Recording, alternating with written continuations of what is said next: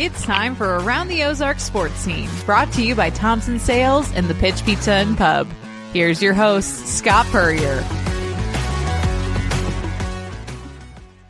Welcome into another edition of Around the Ozarks Sports Scene. I am Scott Puryear. As always, a big thank you to you for tuning in. Big thank you to our sponsors, Thompson Sales and the Pitch Pizza and Pub. We'll talk more about them at the end of the podcast. But I want to talk a little Hogs sports this week. A lot of news coming out of Fayetteville, and one of our favorites to always turn to is In the Know is Matt Jones. He's the editor, chief content creator for Whole Hog Sports, wholehogsports.com. Matt, thanks for joining me. Yeah, Scott, appreciate you having me. You betcha. What year is this for you down in that market and with the paper group and the website? This is my 21st season to cover Razorback football, and this is my I've been with the website for 15 years. Did you ever think that you'd be full circle and have Bobby Petrino on the sidelines as the head coach that you were writing about again? No, I didn't think that would happen. Well, I should say I didn't think that would happen until November of 2023. I think that whenever they brought him back as the offensive coordinator, it felt like the countdown was on until he would become the interim head coach. Because you think back to what Razorback football was at the time they brought him in. I mean, they were coming off a really bad year.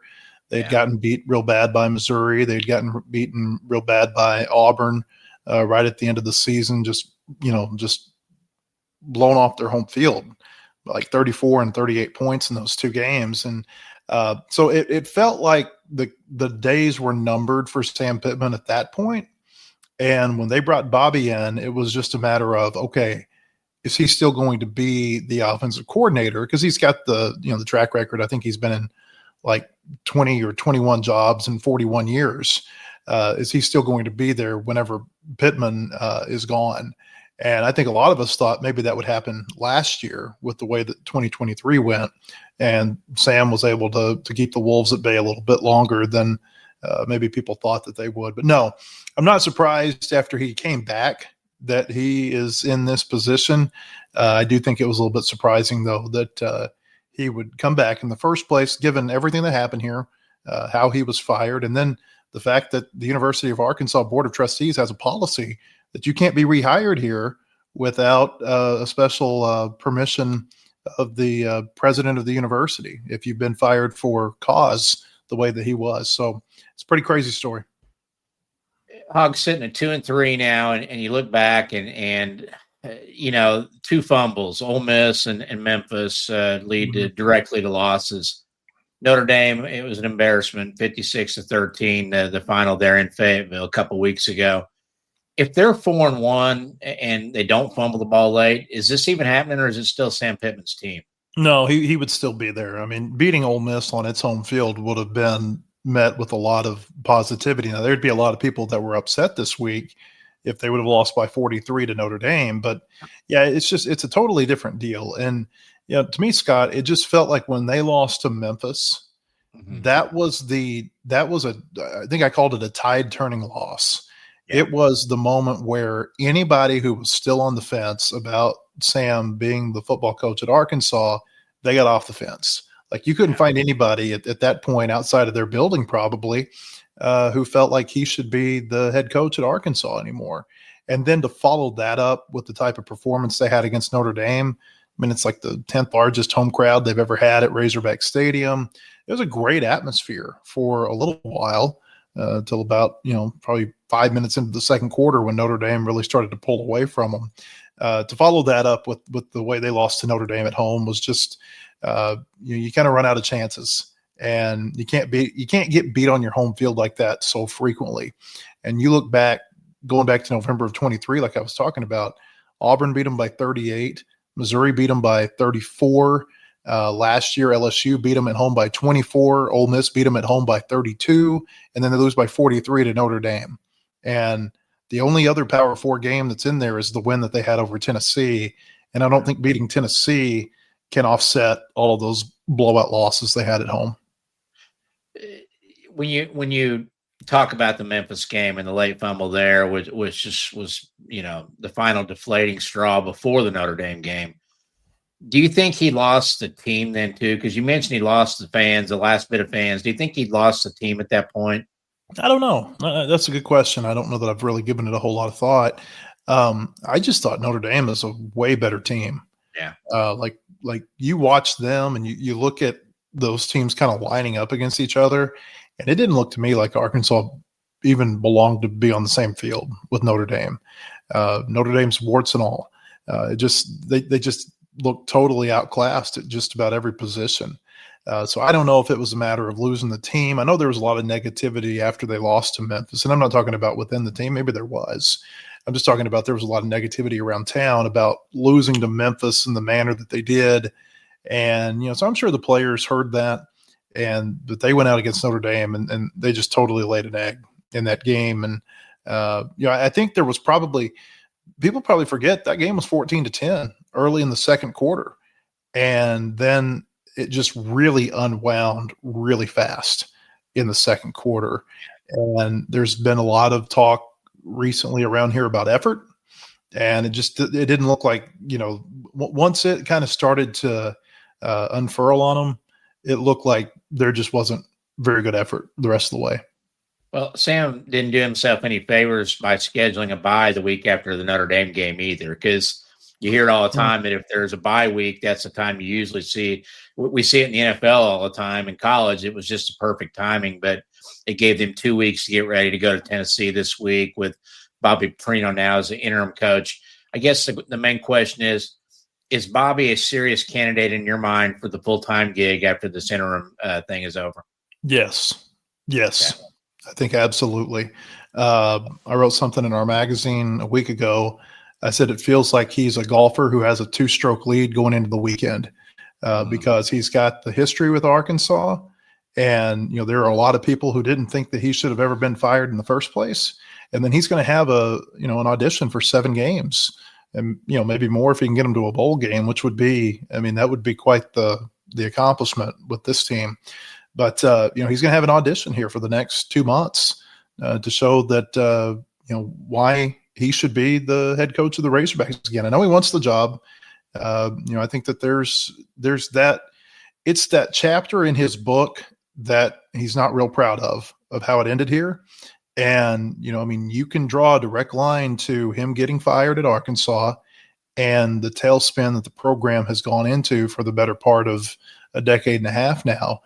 And I think that, there's probably something within him that says, hey, I'd love to get a second chance to maybe right some wrongs and get that job. So I think there's going to be other candidates for sure.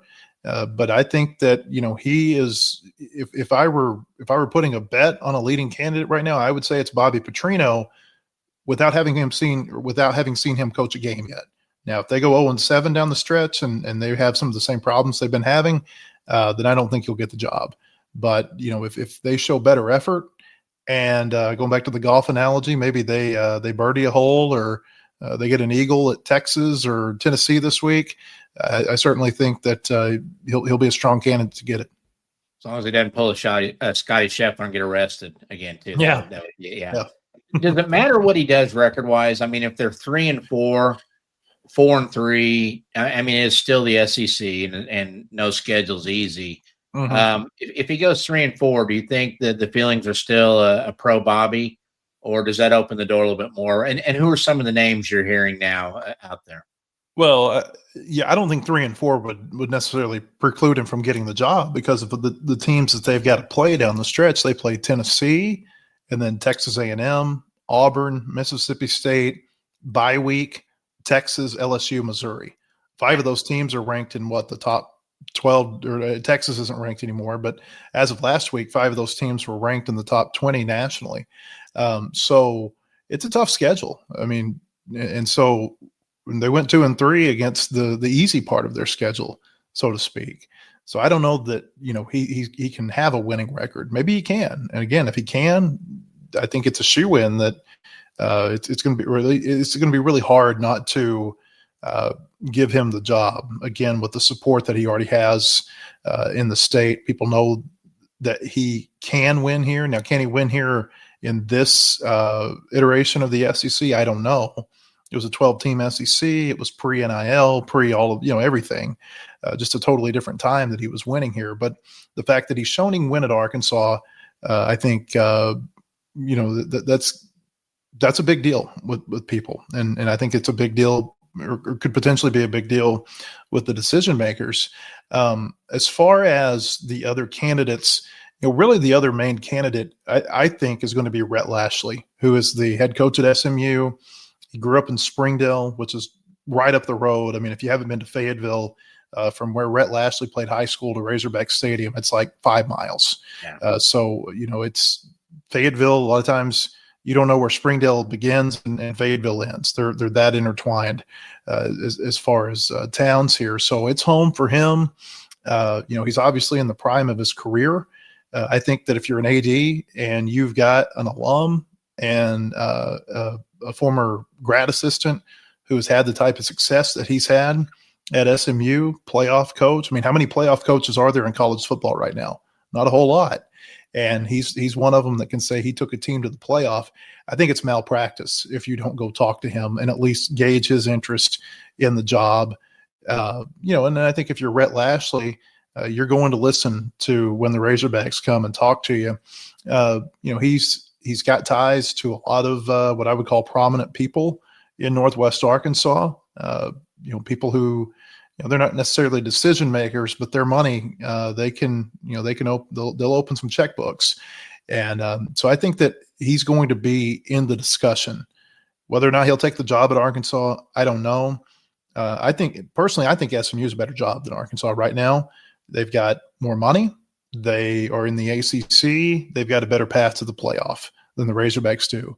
But as we all know, for some people that draw, that call of home, you can't deny it. And again, he's 42 years old. He's in the prime of his coaching life. I would think that if he were going to take on this type of challenge, this would be the time that he would want to do that. John Gruden, I saw his name thrown around. Barry Odom. Are any of these in your mind serious? Barry Odom just got to Purdue, didn't he? I think he did. Yeah, he's in his first year. I would say don't rule out anything. Look what basketball just did a year and a half ago, hiring John Calipari. I mean, who would have thought that was even possible? So don't rule out anything. But the John Gruden thing, I don't know. I know he's told an SEC team here recently that he would love to come and coach in the SEC. I don't think he's ever going to coach in the NFL again. So, the next highest level would be to coach an SEC or a Big Ten program. So I don't know about that. I personally, I'd be shocked if something like that happened. But again, don't be surprised by anything. There's a lot of people who have ties to Arkansas who are in prominent jobs right now, whether that be FBS head coaches, coordinators at Power 4 programs. I mean, Kane Womack is the defensive coordinator at Alabama. He played at Arkansas, grew up in Fayetteville. His dad used to be the DC for Houston Nutt. You've got Barry Odom, who's at Purdue, like you mentioned. Dow Loggins is a former player. He's in his first year as a head coach at Appalachian State, was a coordinator last year at South Carolina. Barry Lunny Jr. is a coordinator at Illinois. And there's many others. Now, some of those, I think you would have to get way down the list to get to some of those names that I just mentioned. But, Christina Long and I wrote something for our website last weekend. There's probably never been a point that the Arkansas job has come open when you had so many people who had such deep ties to the program in prominent jobs. And so are they all candidates? Probably not. But I think everybody's a candidate right now until the search really gets going. I think, we're in such a premature spot right now that I just don't think the coaching search is very deep into that process at all. Missouri State went back and in basketball and rehired Conzo Martin. He had done it back in 2010, 11, 12, that era. Comes back. It's a different world now for guys. I mean, with the NIL and the portal and everything else, Bobby's 64. This is his first go round really with NIL, because at Missouri State, let's be honest, there wasn't NIL to dole out. Is it a young man's game now in your mind, or can a guy at that mid-60s age step right in and get it done with everything that it takes now? Yeah, I think they can. I think they can. It depends on the individual. I mean, Petrino's a year older than Sam Pittman, and I don't know that you would really think that if you just looked at the two of them and kind of how they conduct themselves on the sideline. Petrino, he might be 64, but he's still he seems like he's very engaged, maybe for lack of a better term. I think that and especially the fact, going back to what I said about he's got the ties at Arkansas. He knows the people, he knows the people to go to for, hey, I need this, I need that. I think that being able to step into that situation, it could potentially be beneficial for Arkansas. To your point though, it doesn't work out very often when a coach gets rehired. Like I saw a stat recently where I think the win percentage for coaches who have been rehired at schools cumulatively is like 10% lower than their first time around. And there have been so many examples of this. Petrino at Louisville is an example of it. Mac Brown at North Carolina, Bill Snyder at Kansas State. And you can just go on down the list. There have been many, many times where teams have tried to do this. Even right now, you got Rich Rodriguez at West Virginia. You got Scott Frost at UCF. I like to say nostalgia is undefeated. And so there's a lot of teams that are trying to go back and see if they can recreate some of that magic. But what I think is happening, Scott, is that Bobby Petrino, when he was at Louisville, he was beating up on the Conference USA in the Big East. And then when he went back, they're playing in the ACC. And so that's a different, and these coaches are at every step of the way. Scott Frost, they weren't in the Big 12 when he was at UCF the first time. And the same thing would apply to Arkansas. Again, Petrino was, having success in a 12-team SEC that didn't include OU or Texas A&M or Missouri. It's just a much different league right now than it was then. And I think that, that kind of plays a factor into why coaches don't have as much success. What ultimately did Sam Pittman in? I mean, what was he? Could he be a good head coach? Is he a career offensive line coach? What are your thoughts? I just don't think that he ever was able to fully sell his vision for the program. He was well liked that first year, or the first 2 years, first 3 years, really. I mean, he goes 9-4 in year two after the COVID season. They're ranked. I mean, they're a top 10 team at one point in 2022. They struggled down the stretch, and I think that's whenever he started to kind of lose a little bit of favor with the people. But it just never felt like there was any real clear vision for the program. Hunter Yurachek, the AD here, has said he doesn't think that Pittman had the resources that he needed to win. I'm sure that plays a factor in it. But the best teams, I heard somebody say this about the NFL, about the Commanders last season. They were talking about top-down vision, where when you have the owner and the GM and the coach and the quarterback all aligned in their vision for the program. And I don't know that I just ever saw the top-down vision here at Arkansas, from the AD to the coach to the other people who are prominent in the decision-making. It just seemed like everything was a little bit scattered at Arkansas. So you could say that he didn't have the resources. I would buy that. But at the end of the day, I just think that he had a really hard time selling what the program really was. And it was always a lot of, we think we have a good team. And then you go 4-8, 6-6, 7-6 with a bowl win, a lot of one-score losses, a lot of blowout losses at home. And I think that ultimately this year, it just became very apparent within the last few weeks that, hey, this is just same song, fifth verse. And I'm sure Missouri's uprising under Drinkwitz didn't help. Yeah. Same thing with Ole Miss. I mean, when Sam was hired, Missouri, Ole Miss, and Mississippi State were all open. And Hunter Yurachek interviewed every one of the head coaches who went to those other three jobs. They interviewed Mike Leach. They interviewed Lane Kiffin. They interviewed Eli Drinkwitz. And I think with Kiffin and Drinkwitz, it was serious discussions about potentially coming to Arkansas. And you go back to 2019, December of 19, when all of this was going down, it was a totally different world. I mean, I'll say this until I'm blue in the face, that had Sam Pittman been able to coach Arkansas the way that the college football world was structured at the time that he got the job, I think it might go different for him, because that was in the days where you redshirt a lineman and you don't play him till year 3. And that was in the days when you built your team through high school recruiting and relationships with parents and high school coaches.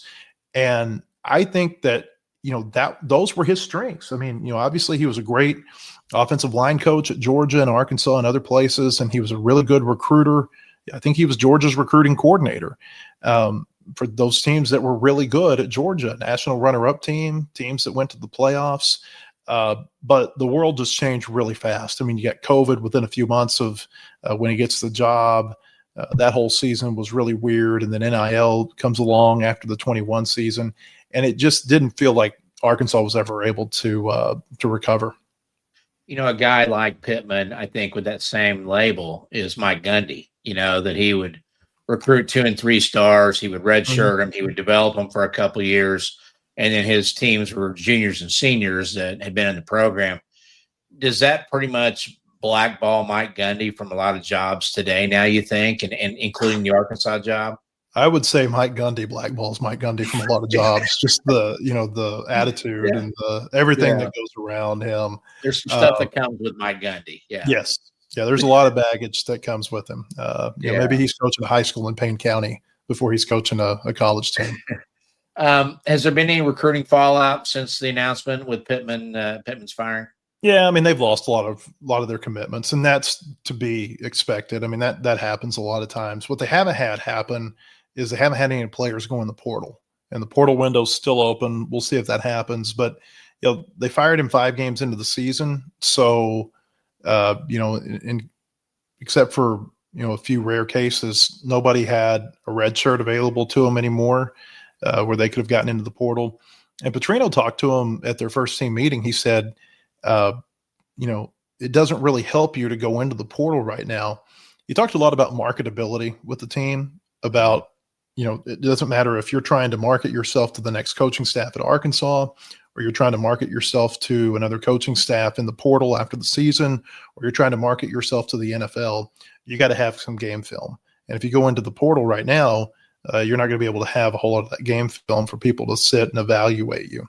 And so I think the players, they kind of took that message to heart. And, again, I don't know that all of them are going to be playing after the coaching change, because I think effort's going to go a long way toward determining who gets on the field, but none of them have transferred as of yet. The Yurchek comment about not thinking he had the resources to get it done here, I think that probably shocked a few people, including myself, when I saw it, because that's his job as the director of athletics. In part is to find the resources. Is it not? Or is it a different world in that regard too? No, I agree with you, but the comment didn't surprise me because I've talked to Hunter a lot, and I'm the one who asked him the question. Okay. And it didn't surprise me that he said it, because, he's really been kind of crying out to people like, look, if you want to be like Ole Miss, you've got to act like Ole Miss. You've got to have this grassroots effort from a fundraising standpoint. And there's just been a lot of resistance to that here in Arkansas. And I think some of it is, Ole Miss, they got Lane Kiffin. It's really easy to buy into that vision for the program. Lane Kiffin and Sam Pittman, those are not the same, the same coaches that you're trying to sell to your public. But, I think that he's just – sometimes Yurachek is honest to a fault. And his honesty gets him in trouble with people, but he's going to tell you what's on his mind. And, I was quite certain. I didn't know that he was going to say it exactly like he said it, but I was pretty certain that I knew the general sentiments before I asked him that question. It's great for a writer like yourself. Those kind of guys are. Yeah. Yeah. If I had you rank 1 through 16 based on, is this a good job, and factoring in things like resources and NIL and everything else, where is Arkansas football in that list compared to Arkansas men's basketball? You talking about 1 through 16 in the SEC? In the SEC, yeah. I would say it's a lower quadrant job, so somewhere 13 to 16. Okay. A lot of it has to do with population, your proximity to recruits, the funds that you're able to raise through your alumni base and your population base. It's a hard job, and it's been a hard job for a lot of years. Arkansas won a lot of games when they're in the Southwest Conference, but there were a lot worse jobs in the Southwest Conference than Arkansas. You move to the SEC, it's a totally different deal. Mississippi State, I would say, might be a worse job than Arkansas. Kentucky's probably a worse job than Arkansas. Vanderbilt's probably a worse job than Arkansas. But you get outside of those three schools, and it's really hard to find another job that you would, even if you put Arkansas and Missouri side by side, I would say Missouri is probably at least equal, if not better, than a job at Arkansas right now. And as far as how that compares to basketball, I'd call Arkansas probably one of the three best basketball jobs in the SEC. Kentucky's obviously they've got resources and fan support and everything that's unmatched. But you get past Kentucky, and you can make a really strong case for Arkansas being number two. So why is there such a huge gap? And I get the regional talent and things like that. Is it resources? I mean, when Calipari came in, didn't Tyson jump on board with $8 million in NIL? Does Bobby or whoever comes in next have that available, and Sam just couldn't get it? Well, I think that's part of the key to the next hire is someone who's able to really appeal to the big boosters. But as far as why it's different in football, I mean, number one, two things come to mind. Number one, basketball rosters are just so much smaller. I mean, you can, and they didn't even have, I think they had 8 rotation players last year in basketball. Okay. Well, I mean, that's a lot different than a football roster where you got to have 85 scholarship players. Yeah. And you got 4 assistant coaches in basketball or 5 assistant coaches. And, obviously football staffs are much larger. So I think the expense of the talent acquisition, whether it be coaches or players, is just totally different in basketball than it is in football. And I would say this too, Arkansas is a pretty darn good basketball state. There are a lot of, I think I've read something recently where per capita, Arkansas is the highest, has the highest number of players in the NBA right now, nationwide. Bobby Portis and Moses Moody and Isaiah Joe and Jalen Williams. There's a ton of players who are in the NBA right now who came from Arkansas high schools. Basketball's really good in Little Rock. Football, not that good right now. Basketball's good in other pockets of the state too. And, so I think that makes that plays a factor in it. How big is the timing on naming a new head coach with NIL? Signing day, it seems like everybody's pretty much committed before then. Mm-hmm.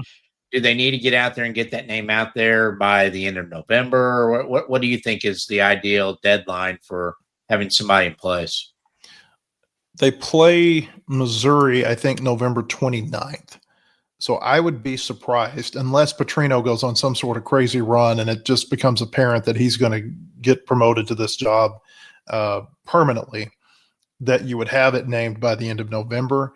I don't know that the high school recruiting piece is really that important anymore. It's important, but you can go the thing that's really changed this year that I think is a big deal is the transfer window. The portal window has been moved to January instead of December. And so I think that there's a little bit more cushion to hire someone in early December and let them get their staff in place and really work on that transfer portal, because to me, that's going to be the most important recruits that you bring in next season. A little quick synopsis on Razorback basketball. Calipari, good recruiting class coming in. And were you surprised that Trevin Brazil, our local Springfield Kickapoo product, came back for another year? Yes, I am surprised that he's back, just because I think we're going on like 3 years now where he's been considered an NBA draft prospect. And so for him to continually stay in college with that type of, thought about his future, that is a big surprise to me. I didn't think he played very well last year. And some of it, he was coming off that knee injury. Mm-hmm. And I think that bothered him for a long time, to be frank with you. But then they had some other stuff that happened with their team. And man, he kicked it into high gear at the end of the season. And I would say the last probably 6, 7, 8 games, there wasn't somebody playing any better than him on the roster.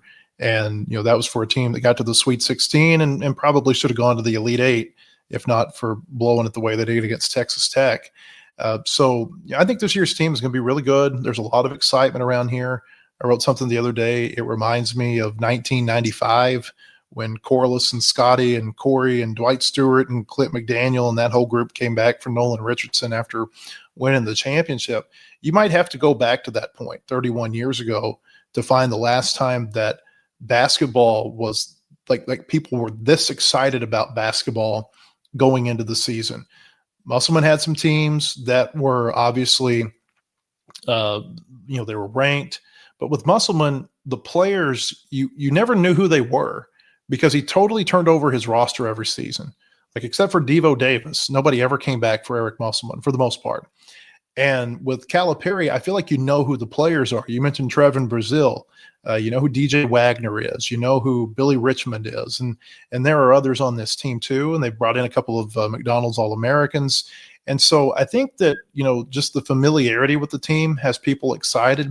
They just went through a reseeding process at Bud Walton Arena where they had never, since the arena opened in 1993, they had never reseeded based on how much money you give. And the reseeding process ended up raising their annual fund for the Razorback Foundation by $10.8 million per year, plus another $9 million in one-time gifts. And so basically it was $20 million just because of the excitement about Razorback basketball. And I think that tells you a lot about what the excitement level is around here. I don't know where I'll be interested. The SEC Media Days are next week in Birmingham for basketball. I'll be interested to see what the preseason poll looks like. Bruce Pearl leaving Auburn, I think that might affect how people look at the top tier of the SEC. But I would say Arkansas is going to be probably predicted in the top 5 of the conference. Alabama, they're pretty good. Florida's the defending national champion. The expectations they're going to be good. Kentucky's good. It's a good conference in basketball. It's become a really good conference in basketball. But I think Arkansas is probably one of those teams that you look at and you say that if they perform to the level of player that they brought in, they should be a team that's performing in the top half of the conference, maybe even the top 4 or 5. You've been doing this a long time, 5-6 months away from Razorback baseball. Has DVH reloaded? Have they had psychiatric help after the colossal meltdown in Omaha? Have you seen anything like that in your career in one inning go that awry? Well, I was there in 2018 when they couldn't close out Oregon State. So that was one fly ball, though, wasn't it? Yeah, or not? Well, but there were some other that not catching the pop up that's not what cost him the championship. It was the single and the home run, and it kind of went different. To answer your first question, I think they're going to have a good team. They reload every year. They went out and they got some big time hitters out of the transfer portal. The one thing that they didn't do this year that they did last year was they didn't really go get a starting pitcher out of the portal. They've got some homegrown guys that I think are going to be the ones that handle their weekend jobs. And then they got some big arms, Jackson Kircher from Oklahoma, Ethan McIlvain from Vanderbilt, James DeCramer from Oregon State, who are going to, maybe they're starters, but maybe they're bullpen pieces. It's not like a Zach Root last year where you go get him and that he's going to be your Friday or your Saturday guy. So I think that this year, though, the offense, I don't know that it's going to be as potent as the offense was last year. They had 127 home runs last year. They were top 10 in a lot of offensive, statistical categories. It's going to be really hard to replicate that. And so I feel like with this team, with the experience they bring back on the mound, I think that it's going to be a much more defense and pitching team that if they're to get far, those are going to be the areas that are going to have to carry them a little bit more this year. I'll tell you, they've got 2 scrimmages coming up this weekend. Little Rock comes in Friday night at Baum, and Dallas Baptist comes up on Saturday afternoon. I think that'll tell us a little bit when we actually get to see them scrimmage a different team. It's sometimes it's hard whenever you scrimmage yourself because, hey, if the offense has a good day, the pitching must not be very good. Or if the pitching is really good, the offense must be terrible. And I think that the key to a good team is when that kind of balance itself out over the course of several days. And from what I've seen, it has balanced itself out for the most part this fall. But I am interested to see them play these teams. As far as the LSU game at the end of last season, I just think that, and we see this all the time, even at the highest of levels. Think about Bill Buckner in 1986. When you have, people remember the Buckner play, but I think there were like 3 or 4 other plays in that 9th inning that people kind of forget about that were just routine plays that they didn't make, the Red Sox didn't make. With the Razorbacks, it just felt like they kind of got outside of themselves. And I think that when you get in those tight moments, especially big games, when your season's on the line, it's easy to, just kind of lose your fundamentals for a minute. And everybody remembers the Vahiva Eloy play, but I think about a play where the first baseman tries to lead a left-handed pitcher to the bag and throws it behind him, and where the left fielder leaves his feet and the ball gets past him. And so there were a lot of plays there at the end, a lot of decisions made, pitching to Jared Jones, who had just been, on a heater that night, had been so good in clutch situations all year for LSU, where it just felt like that 9th inning didn't look like Arkansas baseball to me. And that can happen sometimes. But I think it's a good program, and I think they're going to have a good team this year. I don't know how good, but as long as they've got Van Horn at the helm, I think they're going to have a team that's capable of competing in the SEC. And if you're capable of competing in the SEC, we know that you're going to be capable of competing at a national level. If they get out of that inning, do they win the whole thing? I don't know, because remember, if they beat LSU on that Wednesday night, they got to go back and beat them again the next night. Yeah. And LSU hadn't thrown Anthony Ianson, and he was really darn good last year. He shut Arkansas down. I mean, I don't think there was a pitcher last season who dominated Arkansas like he did on the Saturday night game in Baton Rouge. And Arkansas was having to fire a lot of bullets at the end of that game, and their pitching staff, I just don't know who they were going to be able to throw against LSU. All of that said, baseball, a lot of times the team that can pull out that game, they've got the momentum going into the next day, and they're able to win that game. I think the winner of Arkansas, to me, Arkansas LSU, that was the national championship. And I thought it was going to be that way, honestly, from about the start of the postseason, where you could see that, hey, they might end up playing each other in Omaha. I thought they were the 2 best teams in the country at the end of the regular season after I watched them play against each other in Baton Rouge. And it kind of baffled me, the fact Arkansas at 3 as a national seed, I could see it. The fact that they had LSU as the number 6 national seed, I thought was crazy on Memorial Day when the brackets came out. And the thing I hated, Scott, was the fact that once they got to Omaha, Arkansas and LSU, clearly the 2 best teams, the 2 highest rated teams, 2 highest ranked teams, and they end up having to play each other in the first game. Yeah. If there was not, like I really hope that the baseball committee looks at that in future years and says, we should not be doing this to ourselves in Omaha. We need to put our 2 best teams on opposite sides of the bracket where they can actually play each other for the championship, because it just felt to me like whoever got through Arkansas LSU, that was the national champion. Coastal Carolina wasn't going to beat either of them. And, Coastal, they didn't look like, they were quite on the same level as LSU. He's Matt Jones. Matt, tell us about Whole Hog Sports, what people can find on a daily basis.